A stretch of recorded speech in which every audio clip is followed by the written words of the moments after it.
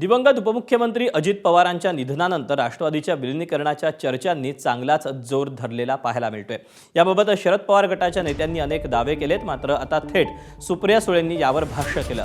माझी आणि दादाची विलीनीकरणावर चर्चा झाली होती, आमचं जे बोलणं झालं होतं ते दादांना माहीत होतं आणि तेच वास्तव असल्याचा दावा सुप्रिया सुळेंनी केला।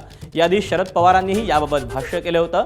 दरम्यान सुळेंच्या वक्तव्यामुळे विलीनीकरणाचा मुद्दा पुन्हा चर्चेत आला। दुसरीकडे रोहित पवारांनी यावर वक्तव्य केलं। विलीनीकरणावर चर्चा झाली होती, त्यावर पुढील काही दिवसात पत्रकार परिषद घेऊन सविस्तर भूमिका मांडणार असं रोहित पवार म्हणाले। सध्या अजित पवारांच्या अपघाताची सत्यता समोर येणं जास्त महत्त्वाचं असल्याचं पवारांनी म्हटलंय। त्यामुळे विलीनीकरणाबाबतची पत्रकार परिषद रोहित पवार यांनी पुढे ढकलली।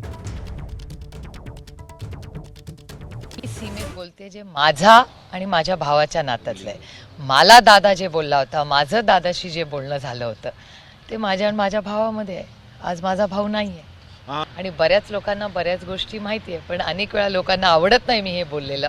पण तुम्हाला सगळ्यांनाच माहिती आहे माझं पोट किती मोठं आहे आणि आज माझा भाऊच नाही राहिला हो।